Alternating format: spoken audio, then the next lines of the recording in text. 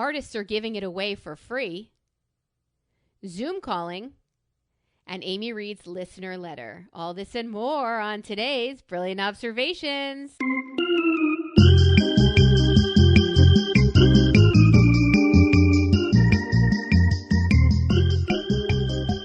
Here we are again, my lovely, lovely friend.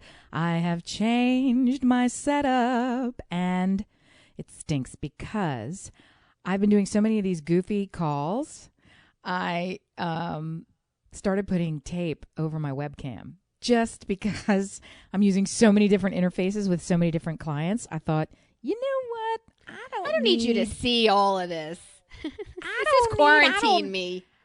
I look fine, but I don't know what angle you're seeing me from. And I sort of lose track of when you're doing something.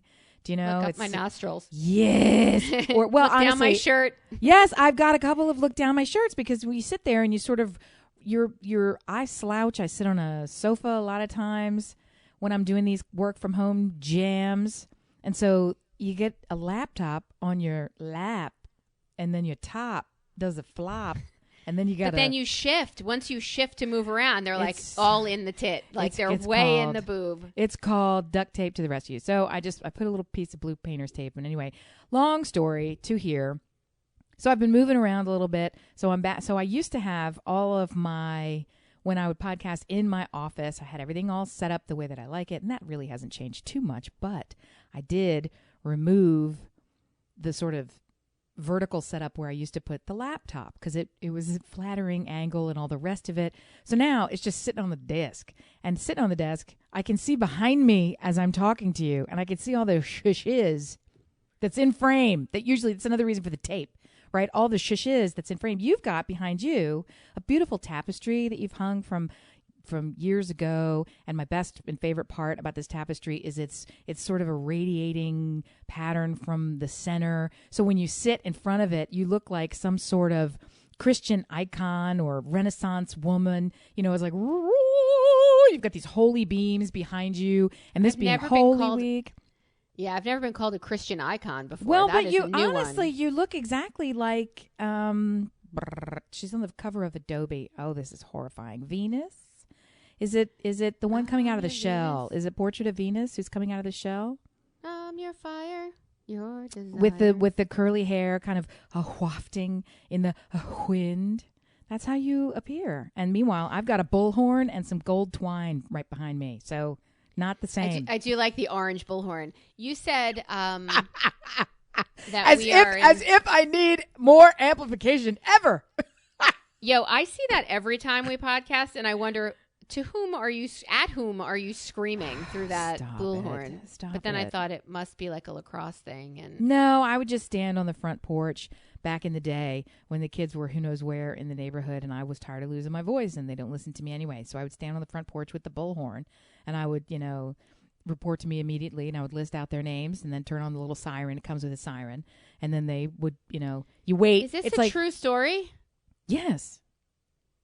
I also use it in the morning when they're not moving fast enough because I'm tired of yelling up the steps. So I'll lean Dear on listener, we're not kidding. There's an orange bullhorn sitting behind her that I have 3 boys. What do you think happens in this house? They don't do nothing for me. Oh no. We don't parent that way. We parent through shame. But they're we're not shameless. Sports family. No, they're shameless. They're shameless. And the only other alternative is for me to physically go up the steps. So bullhorn it is.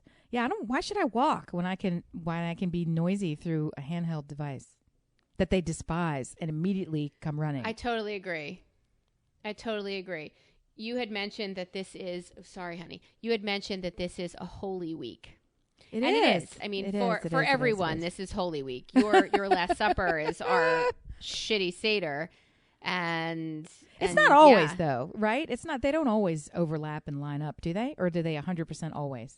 They usually do. Okay. We usually have Passover during spring break, which ends with Easter. Right, but my point is it's just by happenstance. It is 100% always on the same day. No, it's most of the time it works out that way. Is another way to say it. Okay. Right. Yeah, got it. Bingo, bango.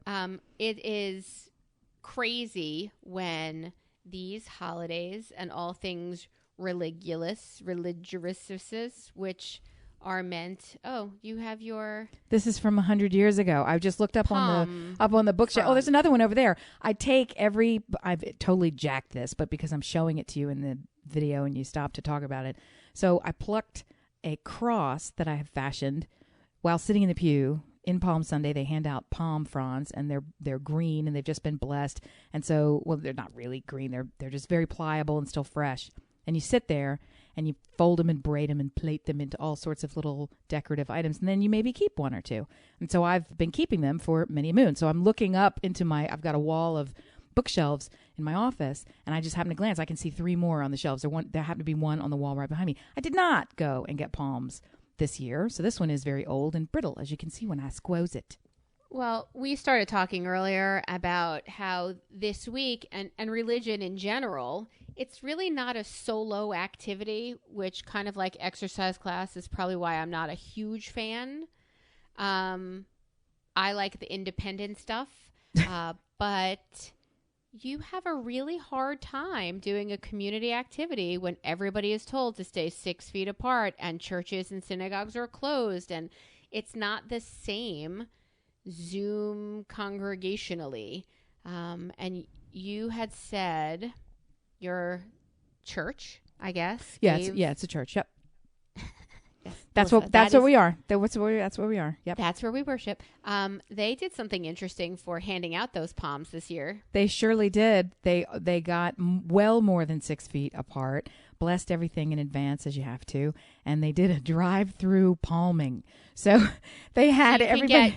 You can get COVID checked, and your fresh palms for the holiday. So they stood out in the parking lot. And they had a procession of cars, and everybody went very, very slowly.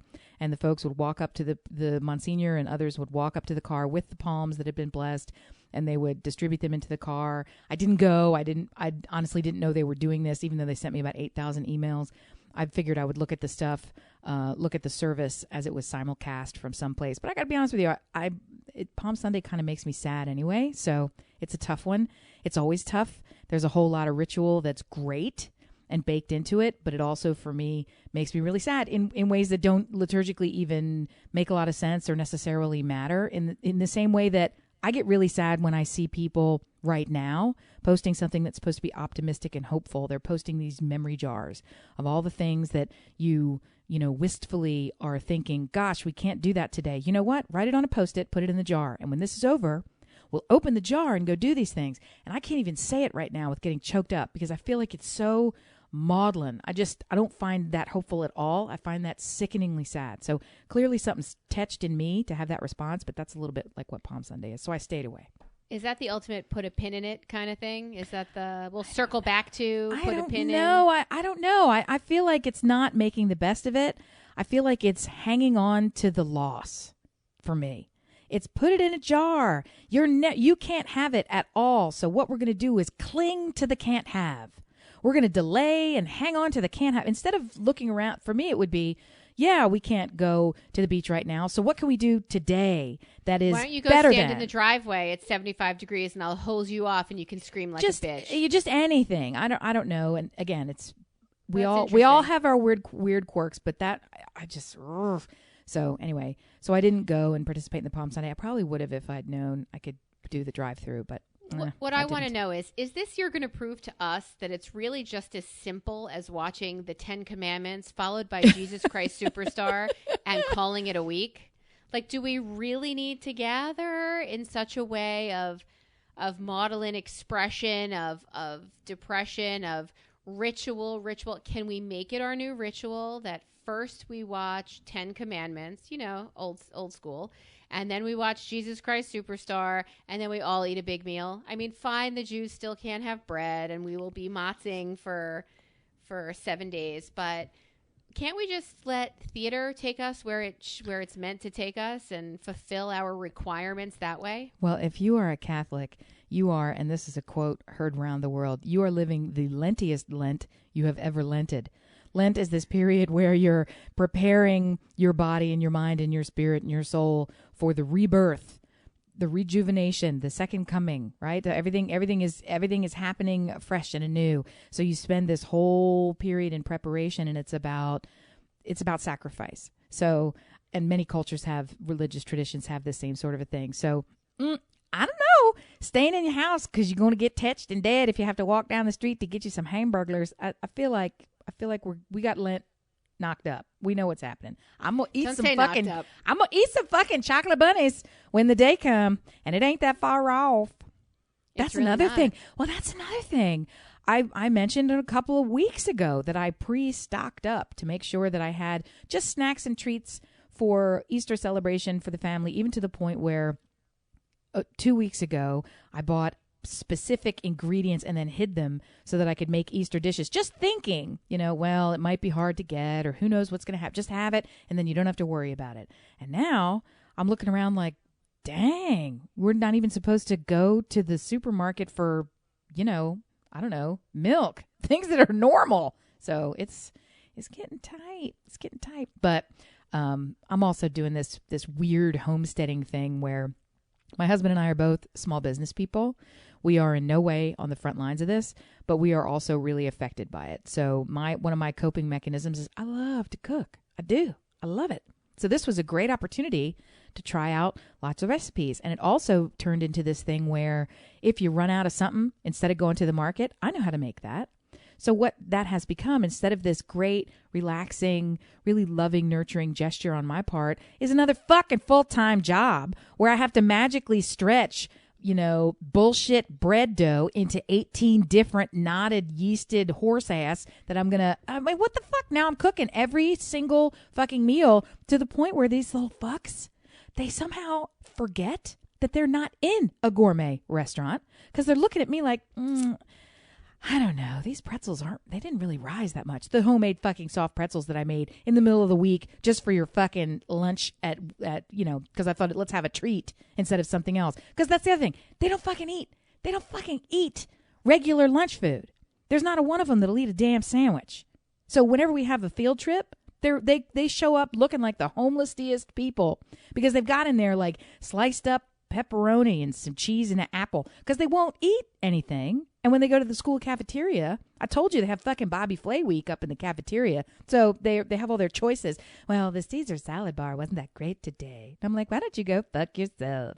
You horribles. Anyway, it's just ridiculous. The amount of extra work in terms of cooking hasn't turned into this blissful little house on the prairie thing. It would be if I would just do 1 or 2 meals, or it would be if anybody would appreciate it besides me. But none of those things are happening.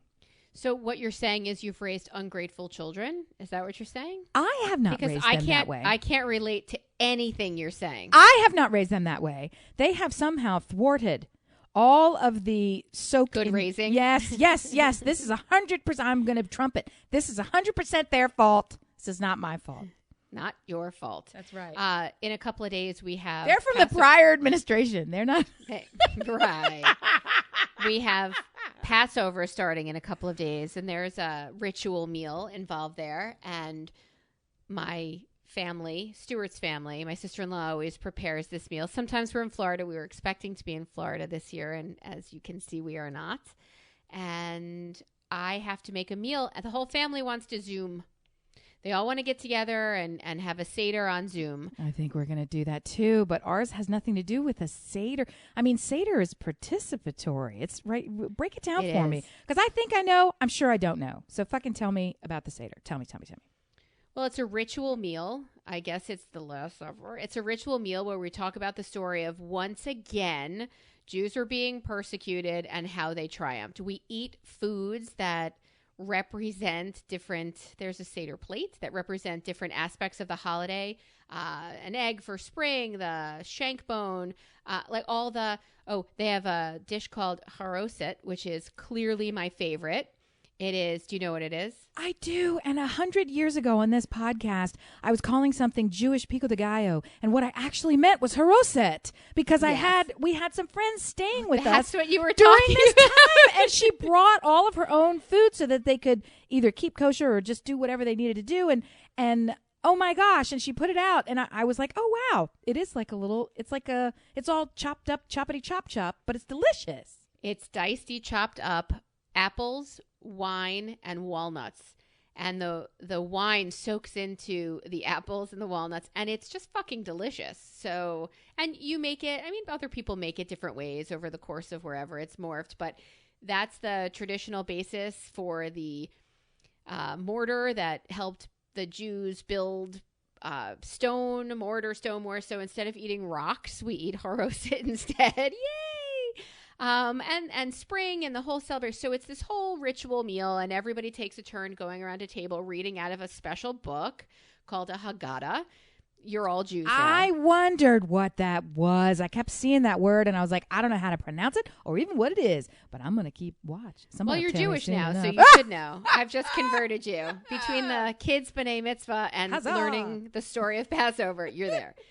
So we would all need, as it is now, there's so many people who sit at a table. Maxwell House, you know the coffee, Maxwell House?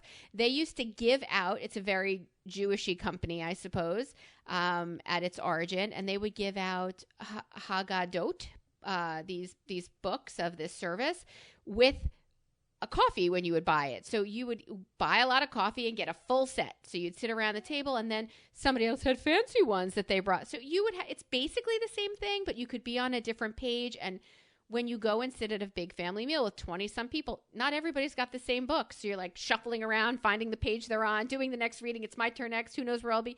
Kind of exciting to be able to sit around your own table, and now they want to Zoom. Nobody has a Haggadah in any other house but the one that hosts. I'm so glad you said that, because I also, every year, I don't know why I would have even clued into this in years before this one, something went around where it was like the hip, I wouldn't even know how to say it, the hip Haggadot, yeah, and it was like, get a book even if you don't practice, get one if you do this, get one if you're, There's the Hamilton version. Did you see that? Is that what you're talking about? No, this was, I didn't even know what the fuck it was, and they were giving it out for free, so I thought, well, because it was promoted as if they were selling it. Like it was that sophisticated, pulled together, branded. And I'm like, you put a lot of effort into some free shit. So who you trying to what? Like I didn't even know what it was. But generationally, it could be there forever with what they've made and they've hyped and sold and whatever for you or given away for free. Yeah, so there's different ways to track through the ritual, the ceremony, the prayer. Like what's the book some do? of these, Tell me. Well, some of the books are female centered and female empowerment. Like the last few years they had, that's what this deal was. That was her whole okay. Shit. Yeah, okay. But there were fun ones. And when the kids were little, we had Sammy the Spider. You know Sammy the Spider? He's one of the kids' books. Yeah. He does all the holidays. He does Halloween, and next day he does Passover. So we had Sammy the Spider. Like there are thousands of them, and we're not going to be on the same page, and it's going to turn ugly really fast. But I do have to say, it's kind of like there's another holiday Purim where it's the law to get drunk, right? You just drink. This one you have to go through 4, maybe, I don't know which book you're in, 5 glasses of wine. There's a point where you raise, you toast, you drink, refill the glasses. It's written right there in the book. Refill the glass. I'm like, all right, if you insist. And you've had Passover wine, right? You've had. Sadly, I have. I believe it's manufactured by some sort of a person called Manischewitz. It is, yeah. And it's sweet as can be. It's like candy. It's not really. In fact, wouldn't it be great to pour that into an ice cube tray? Freeze that and put that like in your wine, or put that in your vodka, or put that in your vodka. Why?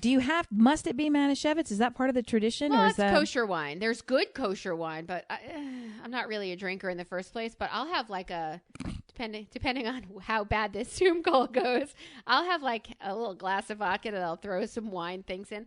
And my kids now are getting alcohol curious. Your kids go through that? Yeah. Your oldest go through that? Yeah, but he turned freakishly, what do they call it, straight edge? Yeah, so he's kind of a fuddy-duddy. And the other one, if unchecked, probably would be swinging from the chandeliers like Sia. So your middle one, yeah. So he is carefully checked, but the top one is likes to walk around at parties and like take drinks out of people's hands. He's kind of ridiculous. So mine said to me the other night, "Can I have a beer with dinner?" Oh, is the answer 100% no? I mean, where did you land on this? Did you say yes? I'm super curious. I'm super curious because we have a friend with a vastly different policy, and I'd love to hear what you have to say. Yeah. So previously, when Stuart and I were having a drink, he could try. They both. She's not interested. They could both try whatever we're drinking. I don't really want to. I'd like to demystify alcohol because the more you're told no, the more you want it. So I said, sure, you could try. He would prefer probably to try mine because they're non-beery drinks. But he kind of, I think, is because, Stu drinks piss water beers that you could see through. The more you could see through it, the more he likes it. I didn't actually remember that, but that super fucking fits. Right? They'd hand us a Guinness and a drink with an umbrella, and then the waiter walks away, and Stuart and I switch drinks. Like that's how we roll in this house. So last night I said, "Yeah, go ahead. You can have a beer." So he had a Corona, everybody.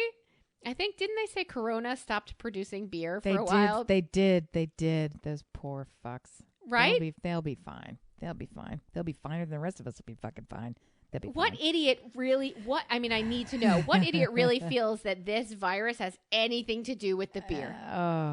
Tell me, because I would like to know. If you are a listener and you feel like that beer company in somewhere Colorado, where are they based out of? Golden, Colorado? I don't know. I don't think that is Corona. I think that's Coors.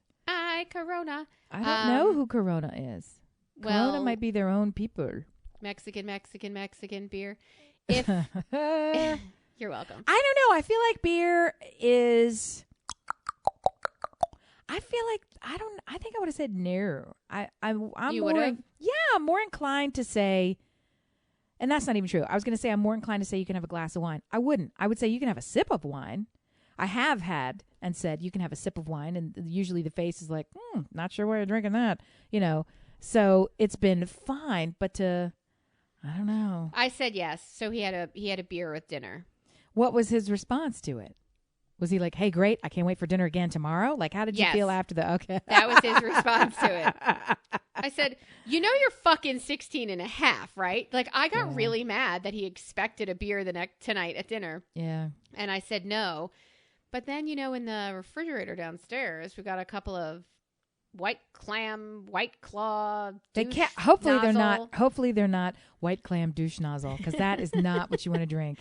Soup for all the reasons. For all 4 reasons, you don't want a White Clam douche nozzle. That's not the drink for you. Just soup or not, or anyone. Thank you. I'm gonna do a hard pass on that one. Just hard say noich. No. Nancy says that's a noich. Pass. Just say noich. So yeah. So I got mad, and I'm like, no, it's not a regular thing. I let you have a beer. Move on. And then, so he had a Guinness. But that's not even beer, honestly. It's not. I mean, it's so low alcohol content. It's like drinking a soda. I said, do you want me to get you a fork for that Guinness? Because your father needs a straw and an umbrella for his beer. Would you like a fork? I had a sip of his. It was actually pretty good. I forgot how much I liked Guinness. I can't drink it because I have that Jew stomach, and after a while, can't really have any of that stuff. It's I see how it is. Okay. Like old man insides. But I'm curious. You said you have a friend that has a very different view of letting your teenager have a beer with dinner. Yeah, I have quite a few friends who are not only it ranges, right? We have some who their response was to beef up the home security system so there are cameras trained on every alcohol storage area of the entire home.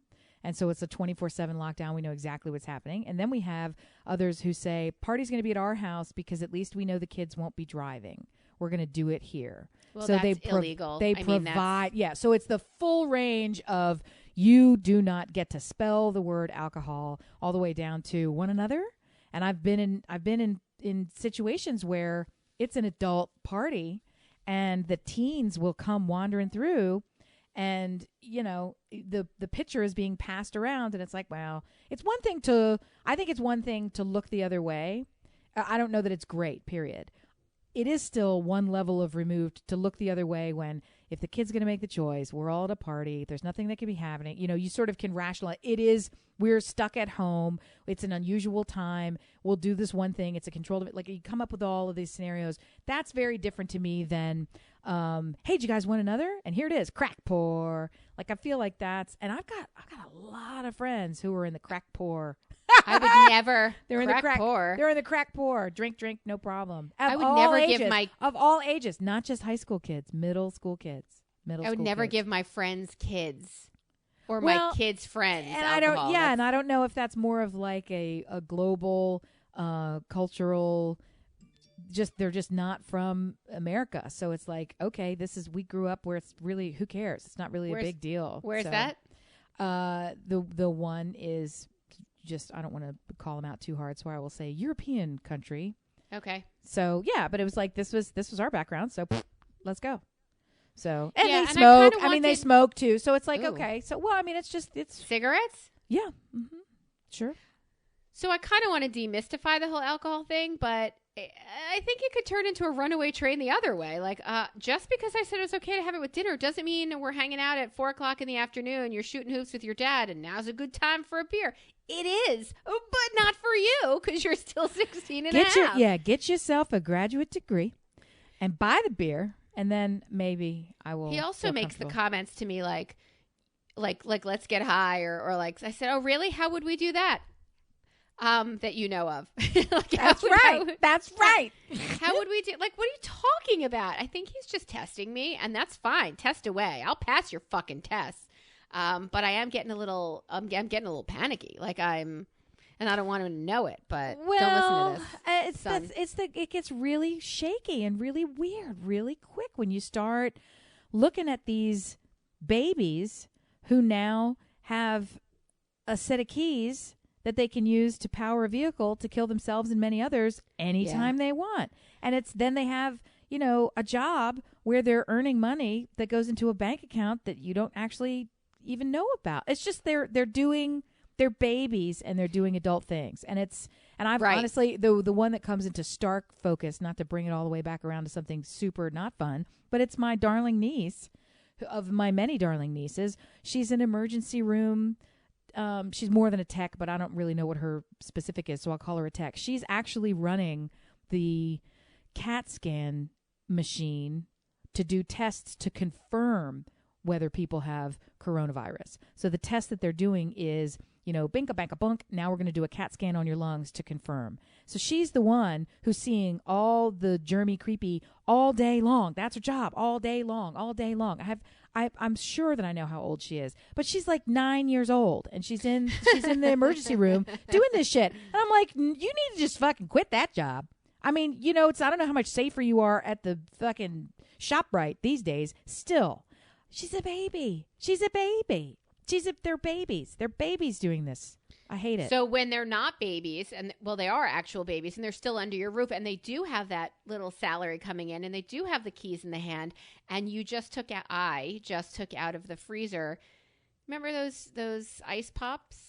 Yes. Freezer pops? Yes. You get them in like a bundle at it used to be 7-Eleven, and then you like icy, I think, and you keep them in the cooler somehow. Yeah. Yes. You put them in the freezer, all colors. I only like the purple. I like the green. Right.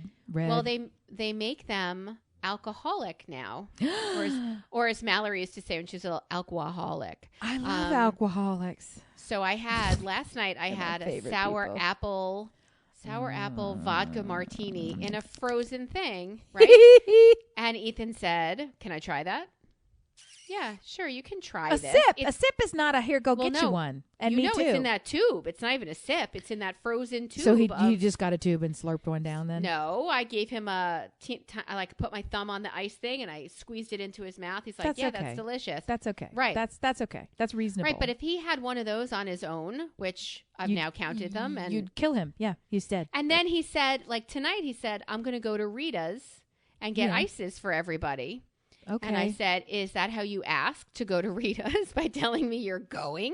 So he went. So what if he had an You are not supposed to have anything alcoholic, and here is why. Because you're a dope, and you don't think, I'm going to go get in a car right now, and I'm going to drive to do something nice for our family. You don't know what under the influence is. You don't know. You can't even walk a straight line. You don't have control of your body or your mind sometimes, because I heard the way you talked to me today, and someone has control over their mind would never have said that shit to me. Yep. So to have lack of judgment, which is completely not their fault. Till you're 25, your brain is still developing. I'll give you 21, but till 25, your brain is still developing. It's not your fault. Know better. Know that I know better. And no, you can't have this shit, or give me your fucking keys. Like, it's terrifying. Being a parent fucking sucks. And being a parent in a pandemic where you can't leave the house. Well, I got to say, it really shocks me that you have such a lenient and liberal alcoholic policy on the sampling of minute portion sizes of this prohibitive drink, because I'm much more conservative than you are when it comes to that, and I don't know that I'm more conservative than you on anything. So that's a real eye-opener. Parenting wise, right? Parenting. Yeah. Well, what else could there be? The world. I mean, I'm not. Everything. Well, I mean, yeah. No, I don't know. I don't know. I put on my tattoo sleeve for you. I love it. I've been watching you do it. I love those tattoo sleeves. So it's a very thin, like a nylon, a thin nylon-esque, but it's fully printed so that when you slide it up. Like a cuff, it goes all the way up under your short sleeve and then down to your wrist, so it looks like you had an entire sleeve of tattoos all up and down your arm. And we had a guy that I worked with who used to wear one of those from time to time. He had two, so he looked like he just one day busted it out. And I was so impressed, and I thought it was the coolest thing ever. And I was telling everybody about it. I wanted to buy it, and I was like, oh my God, that's the coolest thing. I think it's so great. And of course, I was in the creative department, and so all the dudes that I hung around with were just too cool for school, and so many of whom had the starts of sleeves or had their own tattoos and all sorts of nethers. Anyway, so I was mentioning it to them, like, isn't that the coolest thing ever? And they go, yeah, but like, you know, if you really want people to think you have a sleeve, can't you just like get one? Get a sleeve, yeah. And I'm like, okay, whatever. No. I just think it was cool. I mean, I also think it's kind of cute. It's probably sickening that I'm going to say this. They have them for babies, like they put them on onesies. So it's a little black onesie, and then they can have the sleeves. Oh, I just think that is so super adorable. Cute. But how are we allowed to say that? Because isn't that just John Benet Ramseying the kids? Aren't we just adulticizing them? No. Okay, so sleeves on babies, great. Don't get me started on the whole Jean Benet thing, because child abuse. It's creepy and gross. Abuse. Anyway, it's a slippery slurp. Anyway.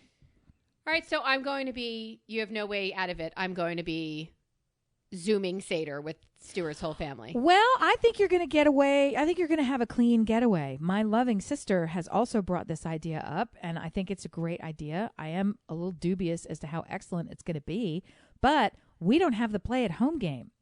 Easter is just... Right. It's just, you just eat. You're happy. When you finally sit down to Easter dinner, it's because you've done all the woohoo. Right. God, it's up and he's walking around, bring it. Yeah, bloop, bloop, give me them eggs. So it's a time to eat, right? We don't have like steps and mortar to eat. We did mortar. We did who says that? We did Instacart again, and we had some stuff delivered.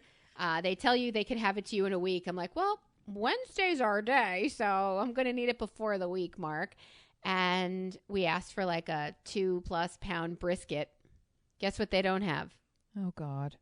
So I did read online some rabbi wrote, it's all right not to do the full thing for we all know. God knows. I'm like, God knows. Oh, so they're already getting in front of it and saying, you could give yourself a break. Yeah. Let your son have a corona and just don't worry it. Yeah. Just don't worry it. Yeah. So I'm taking that even further. and saying no Zoom call. I'm saying we don't need to Zoom. We got our shit tight here. And we have ground beef, and I can use I can make sweet and sour meatballs. That'll be our sauce, and we'll all break out the matzah, and it'll be fine. It'll be fine. We'll make baked potatoes instead of boiled potatoes, and broiled. I thought you had to fry stuff. Isn't this? Oh, that's Hanukkah. That's Hanukkah. Yeah, everything's in oil. But we'll figure it out. We'll do as the best we can. That's what we're going to do. And that will have to be good enough because it is every other year. So Manish Chanat, why should tonight be any different than any other night? I always thought that was the Hanukkah jam. No. Does Elijah come to this one too, or does he? Elijah comes to this one. You put a glass of wine. This is, you know how everybody has that mystical something. We put that in the middle of the table, and somehow it disappears. It evaporates. Yes. Elijah comes. I want to know who drank that glass for my entire existence of year after year. Ethan drank it. Oh, probably this year it will be Ethan. I think we have a really big bottle of Manischewitz wine, and I think the four of us are going to get liquored up. Jiminy crack whores. Hey, this is just for us, dear listeners. This is the episode you don't have to share with anybody else before the authorities are at my house next week taking me away. Hey, thanks. No, I mean, we all have our secrets, especially during this time. My secret is that I'm sitting here mainlining these chocolate salted caramels that my husband was super sweet enough to throw on to his business Costco order by the pallet load. So we have massive little bits of sweetie treaty candies, because ordinarily I would be waking up early. I would be waking up early. I would be going to exercise class. I would be drinking all sorts of Vegemite, healthy, green. Collagen laden, all the good. No, that shit is out the window. It is tortilla chips for breakfast and sleeping in. And the sleeping in the form of I'm getting up at 7 a.m. instead of 5:45. They do all the shit on Zoom. I don't do a single Zoom class. I've let all that hard work, and I don't physically feel great. I know that I actually feel great when I do all that work, but keeping that shit going with everything else, I'm like, no. I'm having some chocolate coping mechanism and fuck off. So did you have that Costco delivery sent to you, or did you go get it? Correct. We have Costco business account, which just means that they'll deliver, and ordinarily they'll deliver within a day. So, and all those bets are off. Honestly, we did a Costco delivery 2 weeks ago, and it took about that long, and the stuff was drop shipped in a box separately. So it hasn't even all arrived. But but we've not ventured out. I honestly, I don't want to be, preachy deechy here, but I really am and have been going way out of my way to not even order stuff, because if I'm not willing to go out and do it, I feel like it's only one step removed to have somebody else doing it. It's still better to have somebody else do it, because you can at least get the stuff sanitized and all the rest of it and blah, blah, blah. And give a job to somebody who needs to work. And give a job to somebody who needs to work. But at the same time, we've got this woman she's a freelancer. She's not a freelancer. She's a producer. She produces television commercials, TV shoots, print shoots, all the rest of it. Out of work, looking for something to do, and came up with this notion. Outside of everybody else who's making masks and all the rest of it, God bless you, God love you, she is doing personal shopping. I will go to Trader Joe's. I will go to the places where others don't have Instacart. Just give me your order. It's $20, and then you're going to pay me by the hour or this or that or the other, like a $20 flat, and I'll deliver it. And people are going apey over this. But I'm thinking, okay, but now patient zero is just wandering all over town. Like, I don't know. There is no easy answer. There's no easy answer, because I don't feel great employing her to do something that's inherently risky, even though she is raising every limb that she has, saying, please, please hire me. So I don't have a good place to fall on that one. Do you want to hear something funny? Yes. Well, I'll tell you about my Instacart experience in a second, but you're like patient zero. I had a conversation today. There was another a cappella group on campus called the Deltones. Yes, I know them. Yes, I know them. Do you know that 2, 4, 6 Deltones tested positive? Are you fucking kidding me? Do you mean like not our people? You mean like now, current Deltones? No, our people. Our actual adult. Well, we got to say. So what we're talking about, dear listener, if you are new to the cast or you're just not really clicking in that much to what we do, we are friends from the University of Delaware. And of the many activities we engaged in, a cappella singing was one, and there were rival groups there, much like rival gangs, ours being the knifiest, and the Deltones were a co-ed group that sprang up to fill the void. And they've filled it with COVID, because evidently 6 of them have now infectified themselves. So how do they get tests, those fucks? They always got all the good resources. We never get shit. So Meredith and her husband. Oh, fuck. Well, they're in New York. Ben and Matt. They're in New York too, right? They're in Philly. Oh, same thing. They're in Philly. I think Gooch and her husband. Oh God, 246. And I think he said someone else. So if you know these people, we love you and feel don't amazing lick them soon. this week. Yeah, don't lick them this week. No, I'm sure they're doing the right thing, but I just want them to feel good because they are awesome and young and will did they great. get it? Did they get it and go into a hospital? I asked. I said they tested positive, and he said, "Yep, they all tested positive." I'm like, that fucking. They went somewhere to get a test. Oh, my mother even said to me, "I'm going. There's a new place that opened," and I'm thinking, for me, I'm thinking it's the goods. Bronx Zoo, Melissa. It's the Bronx Zoo, and I'm getting a test. They're in Florida now. It's the I Fort Myers Zoo. I don't want her to be sick or to talk that way. Well, she said there's a new place that opened for testing. Well, first she said there's a new place that opened, and I was like, baked goods, and she's like, no, testing. I'm like, rah. So she's going tomorrow. She has an appointment in the morning to go get tested because I come from a world of histrionics. Yeah, that's what you do. That's what you do. That's what you do. It's complicated. I would like to have a test because I would like to be able to start donating plasma and be part of those trials and do all that other stuff. None of these are options for me. So for now, I just behave as if I currently have it, even though I'm fairly confident I did have it. My husband thinks I'm full of it and crazy. Doesn't really matter. I want everybody in the house. That's my mandate. We're going to behave like we all have it. And they get furious because then they want to go into these long drawn out, well, if we all already have it, then I've already given it to you and I don't have to wash my hands again. I'm like, no, you have to wash your hands because God knows you've probably been sticking them places that I'm not going to mention on this podcast. So wash them, pig. And also wash them again because gross. And P.S. sickening.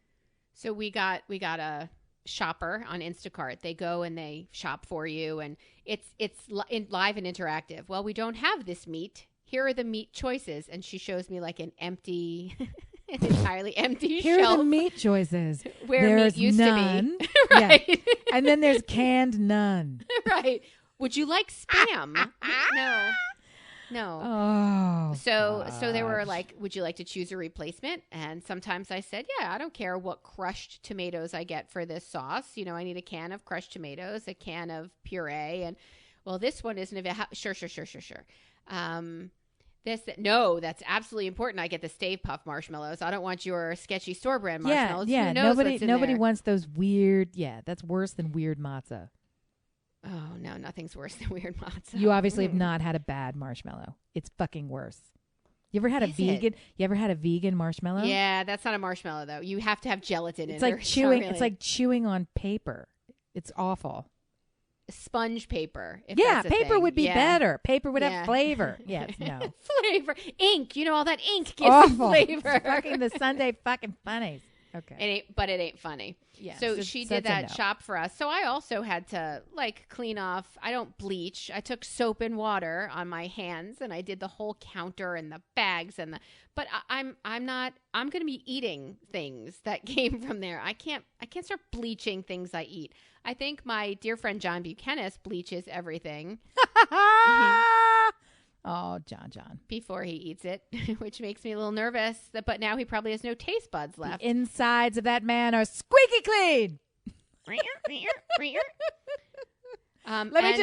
me just say this before we get too far off it. It is worthwhile, folks, to do a little quick research, Google search. If you're using Bing, then you're probably not a fan of the podcast because why? Because that's really dumb. So I would invite you to do a Google search. Or ask Jeeves. You can ask Jeeves. You could, yeah. Or visit Alta Vista if you're looking for some Yahoo Mail wants to help you. So if you look Yahoo News with a Z. Yeah, if you wanted to check any of these reputable sources, please do a search for something called sterile technique. Watch a video or two and make a decision for yourself how you would like to handle your food coming in and out of your house, even if it's you handling it. It ranges all the way from really simple, akin to washing your hands is a good practice, all the way through fucking, gargle bleach, apocalypse bunker crazy. So I'm not advocating any of that, but find where you fit and educate yourself because there's always something to learn. Next. Don't be crazy. Did you ever take credit for something for which you are not even a little bit responsible? Sure that I have. I go out of my way to not do that to a fault. I actually your go dog out of is my so way. cute. No, I actually I actually go out of my way to not even take the credit for shit that I did do. Like I give away all. Yeah, the that is fucking, you. And I hate it, and I'm trying not to do it. So my dog is so cute now. I get credit for my cute dog. That's not my fucking credit. What do you mean? So I had a Zoom call last week. Oh, we're back to Zoom. With I'm telling you, I've not been in such amazing touch with all of the people that have been in my life. You really have, I swear. Okay. So I had this call with, I would say, 27, 28 of my former campers. Jiminy crack Zoom. You're kidding. I tell you about this? Probably. Like 27 campers and 5 counselors from those years pop up on this Zoom call that one of my campers, who now lives in LA, and he's an actor out there. He's fabulous. He organized this thing because he can't go anywhere and he can't do anything. He needs an audience is what he's doing. And maybe, but when you're at camp and it's that submersion in what John doesn't know from because he went to Camp Grandma and you had camp family, you're going to stay at Aunt so-and-so's house. Yeah, shut up. Just do what she says. Right. That kind of thing. Well, we had camp where you got to know these people wildly intimately, like really intimately, besides the fact that everybody hooked up with everybody else. And then the next summer you like switched partners, and 2 of them actually were married. It was the cutest thing in the world. They're so cute. I love these kids. P.S. These kids this year all turned 40. So what the fuck? In my Those heart, are kids. They were 15 when I had them. So they're all wildly successful, wildly gorgeous, wildly amazing. Like they're just, so here I am watching them and they're like, let's do that popcorn game we do where you know how you read something and then popcorn and you say someone else's name and it pops to them. So we have 3 screens of faces and they're like, tell us what you're doing. It's been since 1995 that we were all together. And it was just going around like, what are you doing? I just couldn't believe how proud I was of them. And I am not at all responsible for anything they've become. And I'm not saying I'm responsible. I'm just so full of joy and pride for these people that's what it is. But that's not taking credit. That's that weird feeling of pride for something over which you have no prideful ownership, but there is no other emotion other than pride. It's when you're associated with somebody doing something that's so awesome, groovy, or they're having such great success, and you're connected to them so deeply that you're like, oh my God. What is that? You feel it but you're not taking it for you. You're actually just sharing their joy so deeply. So it's not, you're proud of them. It's the kind of thing where it's even weird to say, I'm so proud of you, because you're like, I know I don't get to say that, but that's the feeling, right?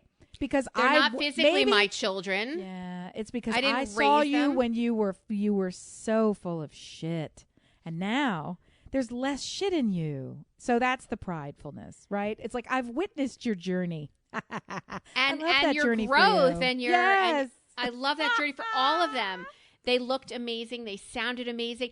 A couple had a marriage and then a divorce and then this kid and blended families. They have all made such amazing joy out of whatever they were dealt and whatever they were. I mean, they were just, I did this in 2 separate camps. So I have one kid who's a professor at a college in Canada.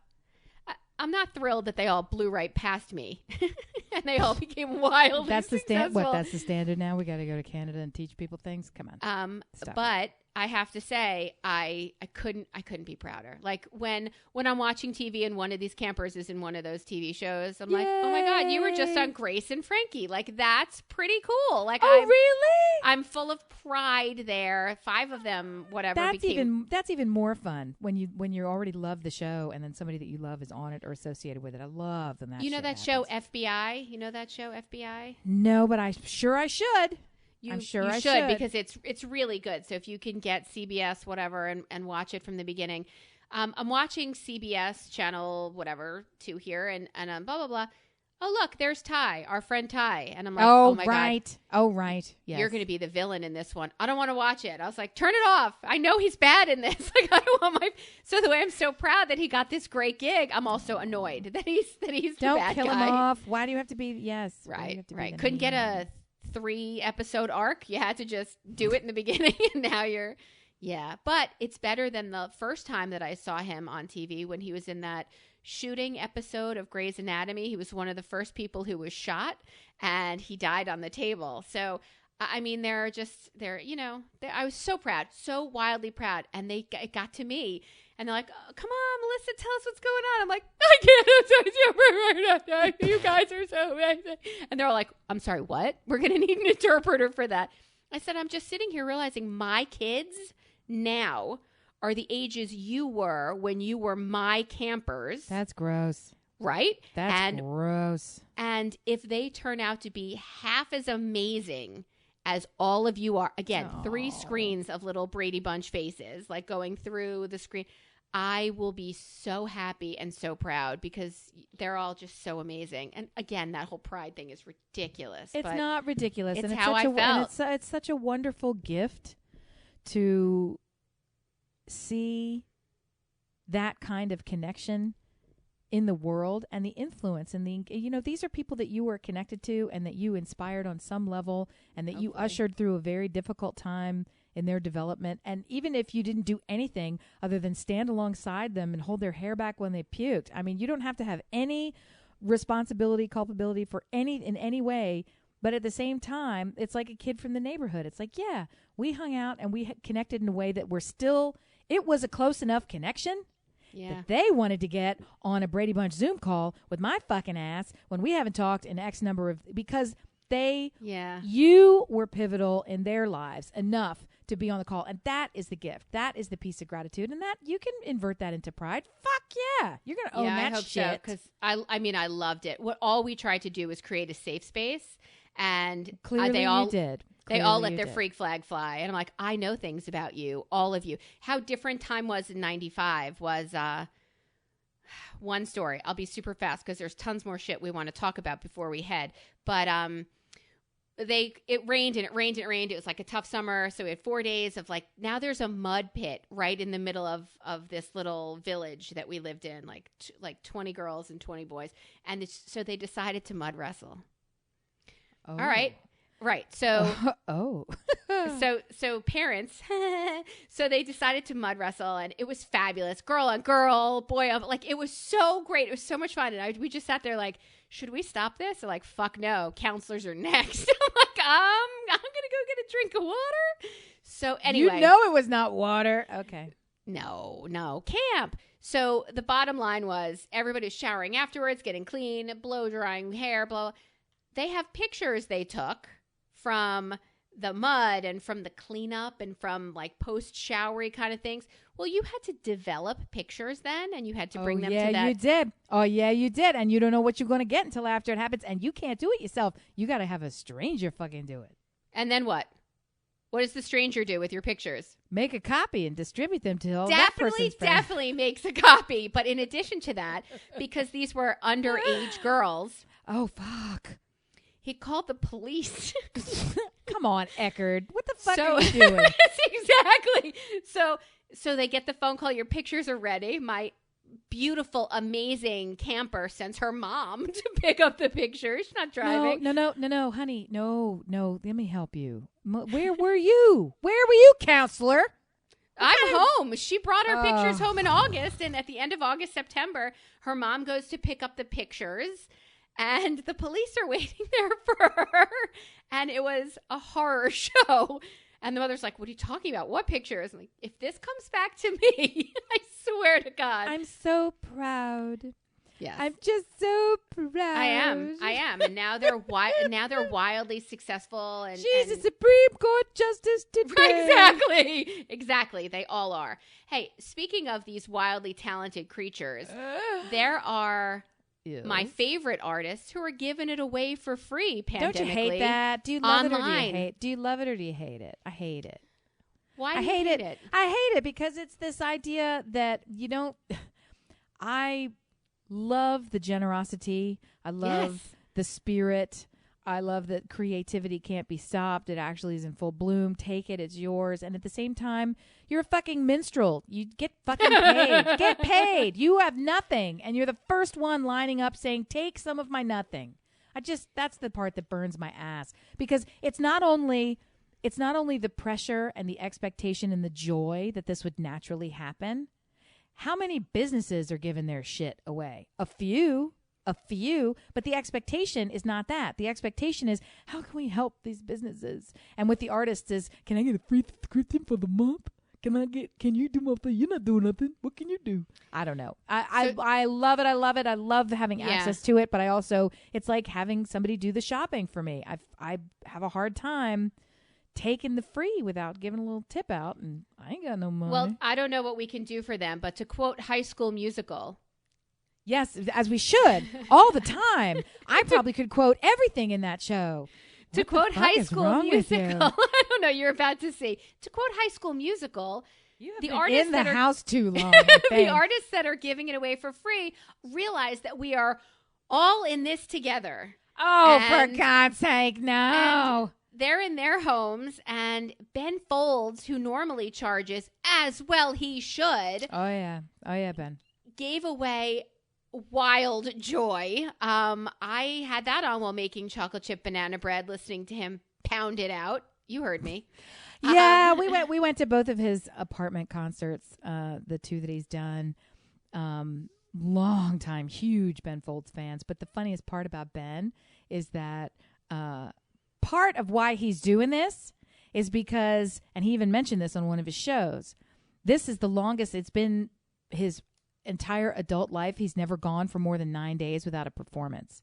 So this is the longest this is the longest stretch that he's not had anybody to perform for. So it's almost like he's got to have his fix. Even though there's no audience there, he needed to be able to put something on and put something out there for somebody else, because he does work like a crazy fucking ninja. Yeah. He never stops. I don't understand, but I guess now I know, because he's attached. He's got to do. But thank God for it, because I loved it. It was great. It really was great. Paul Simon did a couple of things. He looked like he was standing in a warehouse closet. What was wrong with him? I don't know. He looked like he was in an insane asylum. Like Paul Frederick, you got to find somebody to get you a little white box. Yeah. Yeah, he was wearing like a white T-shirt and sad pants against a white thing. It wasn't good. And it was lit with like fluorescent sadness above him. And he was holding a guitar that looked like another human body in scale. The whole thing. I was like, he sounded great. He sounded great. But to be honest, TBH, my love, hasn't he always been hard to look at? He's always been amazing, like butter to listen to, but he's really not a joy to watch. I mean, sure, but at the same time, he at least looked like a fucking practicing professional. This time, he just looked like some clown who, got kicked out of the subway. I have an aesthetic. Close your eyes. Picture what I'm about to draw for you. My eyes are closed for no reason. Go. So... the time I saw him in concert, I've seen him maybe 30 some times in concert. Right. He's and in amazing. Your dreams. Yes, I worship him. So he's my favorite. So he did a concert with Sting. Yes. So picture Sting on one side of the stage, because of course, if got you it, and there's a horse. Somebody, he's riding a horse. Got it. And the fidget standing next to him is Paul Simon. Right. So then they're both wearing like a blazer and a black T-shirt. So Sting takes off his blazer. Oh. He and sure does. His black T-shirt's like painted on him, like you can see every muscle. I can see it. And then Paul Simon looks over at him. Oh, Paul Simon, get off the stage! Right, I'm thinking, please don't take your blazer off, please. And he's standing there, and he takes his baseball cap off. No, don't do that either. He's got that Ron Howard thing where he needs to wear the cap. It's not a good. He needs to wear the cap. It's not a good pate. No. In quarantine, I'm going to have to tell you, my fat pants are getting tight. And there was even a well-timed ding for our poor audio. Oh my gosh! Yeah, I'm not the only one. They're getting a little tight. No, I told you. I have decided I'm not going to drink as much as I'd like to drink, but eating fair game as much as I'd like to. So fuck and you. So I'm just eating it, and I don't care, and I'm not worried about it, and I'm super not worried about it. Like, that is just the way that this shit is going down. I've started taking pictures, partly out of irritation over my ingrates. I've started taking pictures of the meals that I make and am rapidly consuming.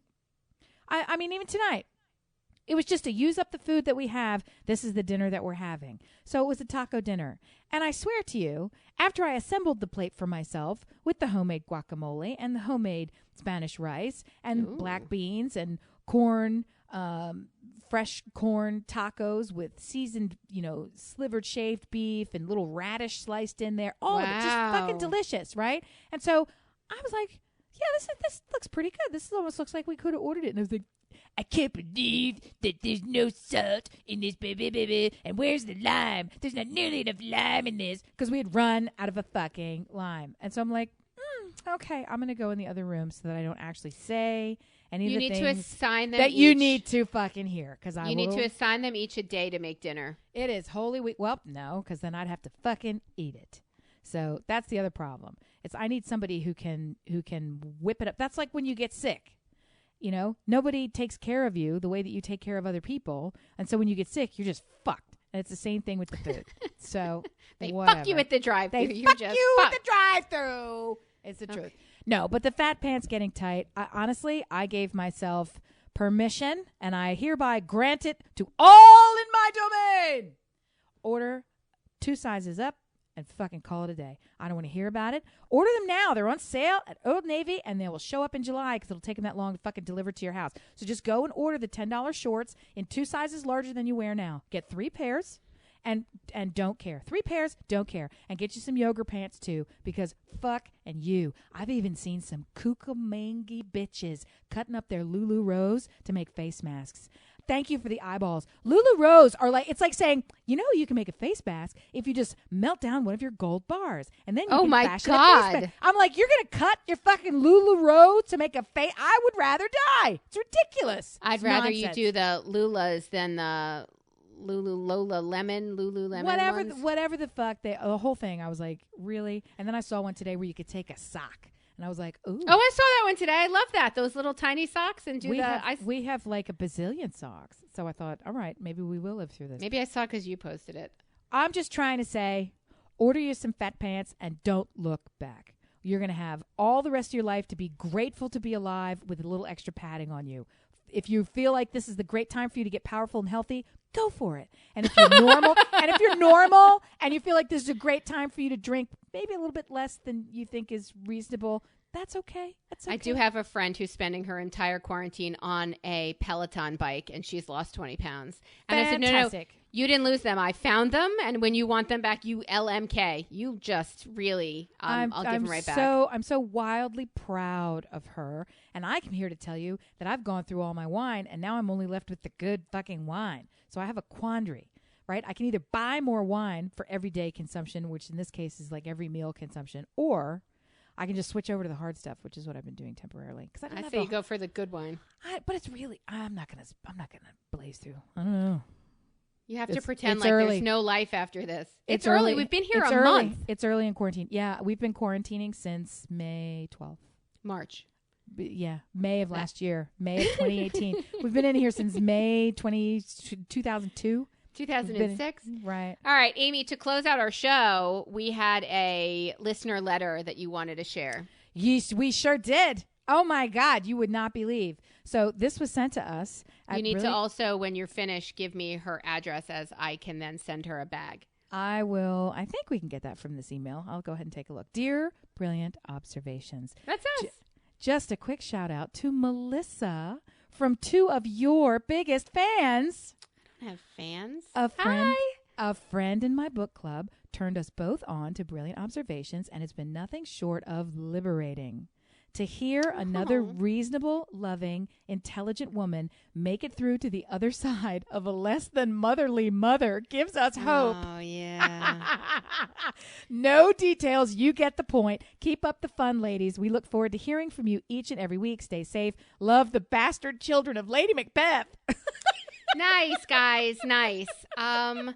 Yeah, so evidently some people who read and have shitty childhoods think you're the bombdiggity.com. I first want to say thank you and I love you. And that makes up for all the things I'm missing out on from any other relationships I might I might have in my life. Look, here's the thing about that relationship, and I've tried to talk about it a little bit less because I have this fear that in quarantine they're going to discover me. So I really need to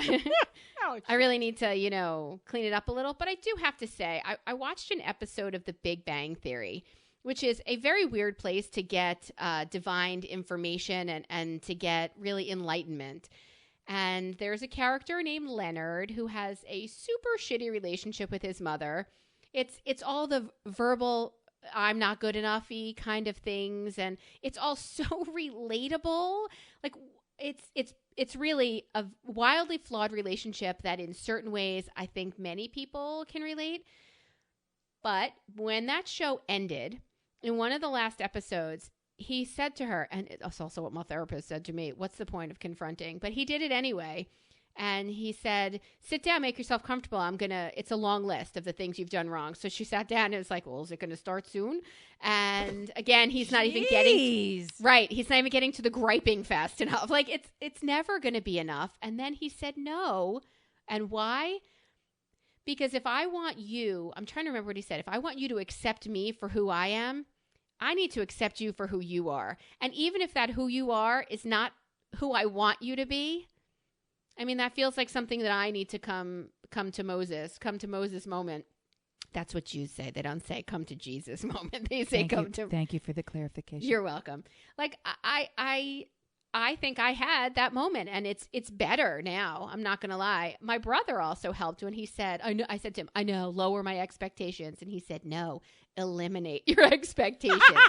Expect nothing, and anything that happens is fucking amazing. And I thought, that's a really sad way to look at it. But well, it's so interesting that you say it. I had a friend of mine just give one of these throwaway lines that clearly took her whole life to come to, but I've never forgotten it or let it go. I was like, oh, wow, that's fantastic.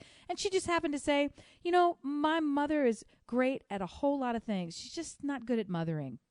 And I was like, oh, okay. I get it.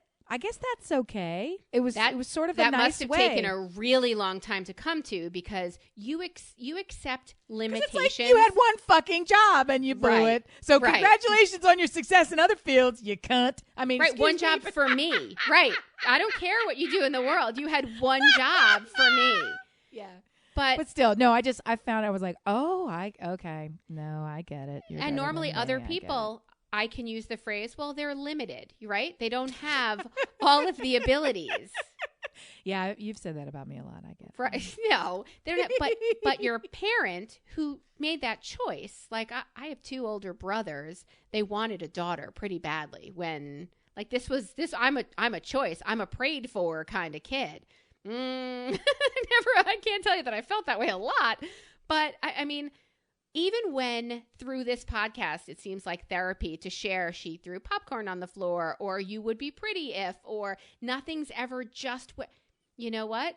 This is who you are, but guess what? This is who I am. And I'm able to now talk about it, and I'm able to, thank God, reach out to other people who hear it and know maybe that's not normal, typical. As a teacher, you can't say normal. Maybe that's not a typical or goal-centered relationship, but your job is to raise your kids right. I mean, your job is to really turn this around and be like, the first time I heard myself say to my kids, it started to come out, what is wrong with you?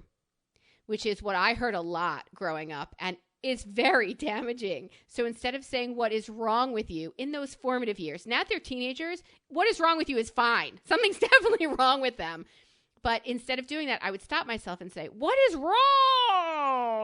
And I would never finish that world sentence. Today. Right. Exactly. So I would never finish the sentence. And it's you being careful to make better choices for you because you're not going to change anyone else. The only person's behavior you can change is your own and how you react to theirs. And if the thought that I even broke through or spoke to somebody with that relationship is magical to me, and I absolutely adore you, and I thank everything for you. So thank you for listening. Mwah. Aww, that's sweet. Kisses for you. Mwah. Sweet. I love it. Very good. I love it. Dear listener, if you want to connect with us the way those amazing book club ladies did, Please feel free to write us brilliant observations at gmail.com. I don't know how you say it. Or Listen Brilliant on Instagram or Brill Obs Pod Groupies.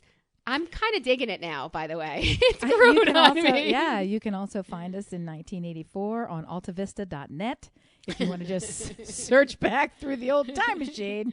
Yeah. InfoSeek. Some of you have time on your hands during this. At CompuServe.com. Prodigy. Remember Prodigy? Check your listserv for... Or look for us in the yellow pages. Where quality podcasts go to die. We are not in the yellow pages. I'm lying. No. And if you have a problem with the editing, I mean, I'm sorry. If you'd like to volunteer to do it for us, you can. But otherwise, we love you. We do. I just want to throw one last piece out there. In case it's not abundantly clear, we are coming at you live from the middle and the throes of two different states with differing points of contact during the COVID-19 national quarantine in 2020. And this is an incredibly stressful time. We have gone way out of our way to not talk about it on this show purposefully. So it is too much on our minds all the time to bring it up here and now. But this is the official We Love You. Keep it up. We'll be here for you next time. Stay safe. Bye.